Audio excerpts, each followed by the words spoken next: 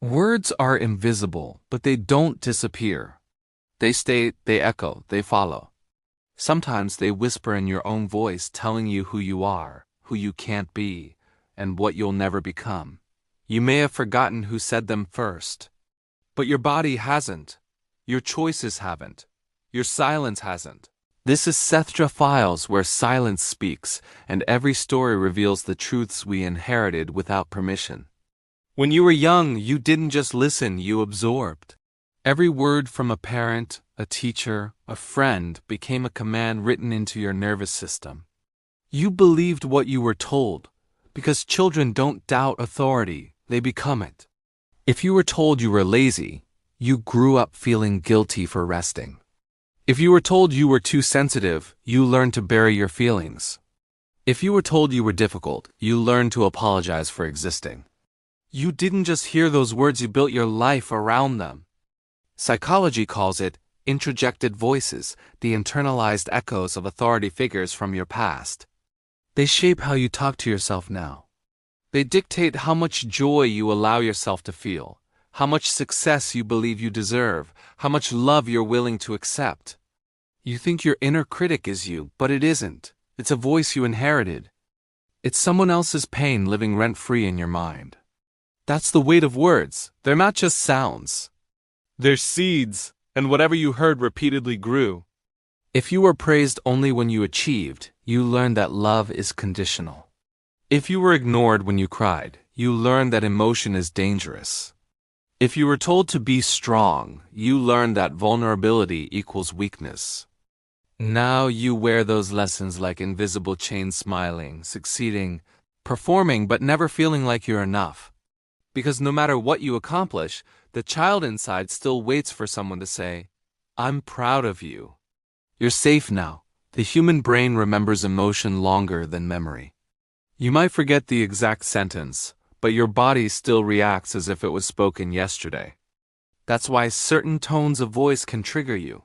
Why some words make you shrink inside, even when they're spoken kindly now. You're not overreacting, you're remembering.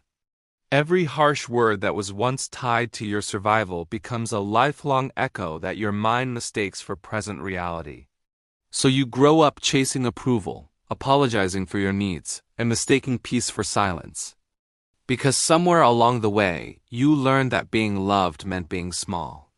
And the voices that once hurt you became the voices you repeat to yourself.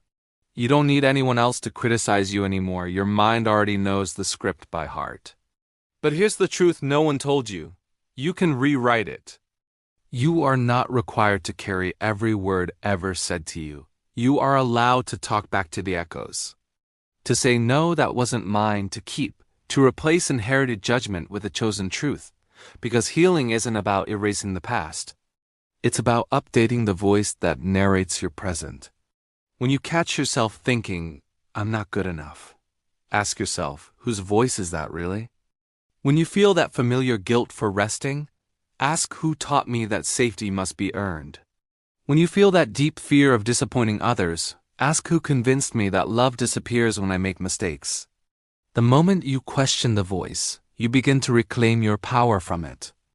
Because awareness is rebellion. Every time you speak to yourself with kindness, you break an ancient pattern of emotional inheritance. The weight of words doesn't vanish when it's ignored.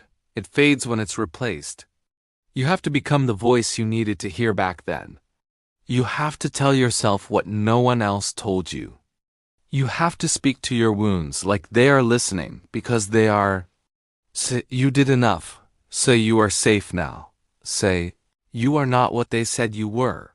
That's not delusion, that's reprogramming. That's what healing sounds like. Sometimes the kindest thing you can do for your future is to stop repeating your past. To stop using words as weapons against yourself. To stop believing the voice that was never yours to begin with. Your life doesn't have to be a sentence written by someone else's pain. You are the author now.